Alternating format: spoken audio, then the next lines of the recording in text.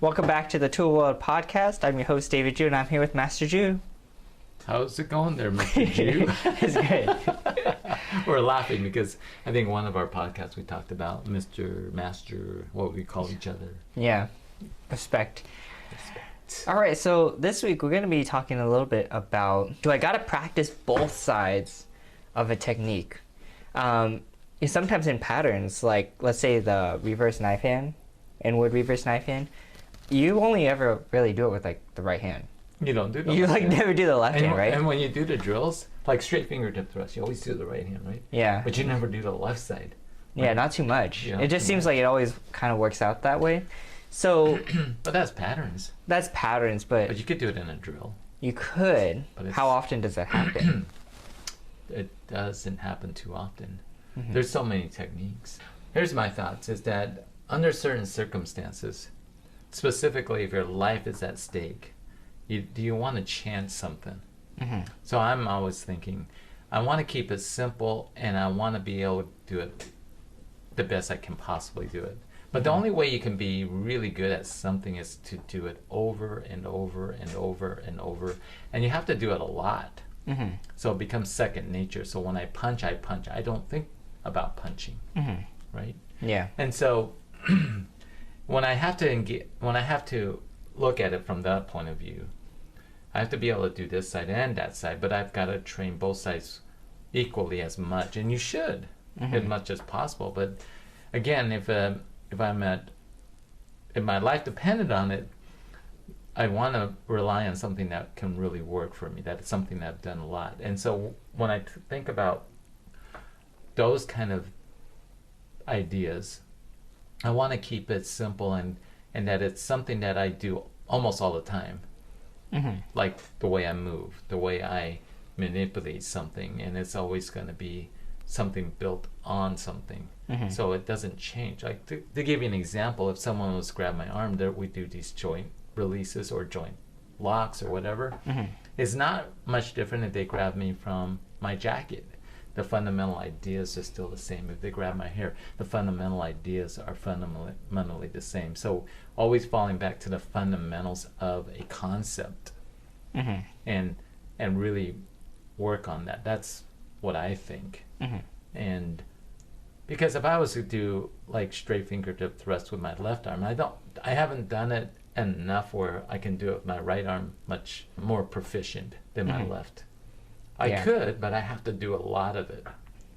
So there are some changes, obviously, because certain situations causes different scenario, or different scenarios causes different reaction. Mhm. But fundamentally, I think if you practice certain things, it's there, Mhm. right? It's like the other day we were doing like joint locks where you can apply pressure by putting the fundamental ideas of where the hand needs to go and so Yeah. forth. But when you did it, when someone was holding like a weapon, like maybe a toy gun, Mhm. right? Your Yeah. hands are not exactly in that position, but the fundamental ideas of how I would control that individual is still there, Yeah. right? And so practicing that over and over so that it may not be exact, Mhm. but close to it, Mhm. and keeping it simple, Right. right? So yeah, it has to be good with both. And obviously we favor one side versus the other. Depends. I mean, some people are good with both. But that's probably because they practice. Like for instance, do you kick more with your right or do you kick with your left? Or is it equal? Right. Right? Mhm. So you should be kicking with your left more, shouldn't you? Right. If your But that's right not as side is fun. pretty good, It's not as fun. no, it's not as fun.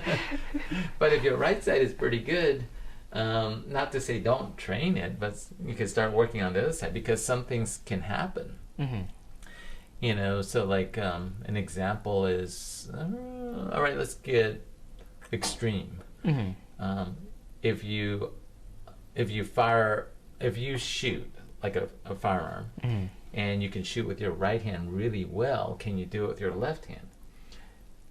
The majority of the people probably can't shoot as well with their left hand, Yeah. and vice versa, right? But if you were in a situation where your right arm isn't working Mm-hmm. and your life is at stake, and now you have to do it with your left hand, Mm-hmm. you better hope that the left hand is good enough. Right. But how do you do that? Mm-hmm. Just practice. Practice. You got to Right. practice. Mm-hmm. Practice. And more practice. And that's the same. If you break your arm, how are you going to sign your signature with your right hand? Yeah. Well, we don't sign it much anymore, huh? Just Yeah. put your thumbprint on it. Yeah. You'd have to do it with your left hand. Mm-hmm. I remember breaking my arm, and for 2 months, couldn't comb my hair.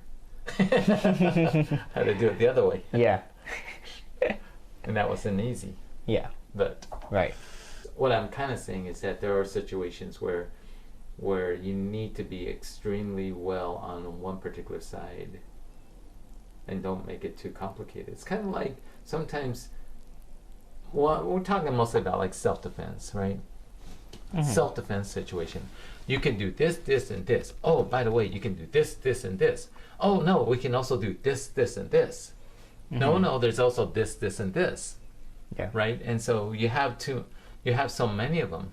Well, the only way you can remember all of them is to practice all of them all the time. Mm-hmm. But it's not as easy as it sounds. You want to keep it simple and not make it so you don't have to think so much. It's just got to happen.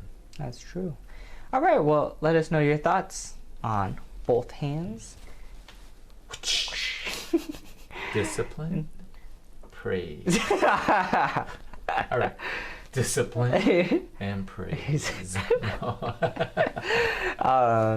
Don't forget to comment, like, share our podcast around, and don't forget to be safe. Keep training. I'll see you guys next time. Take one.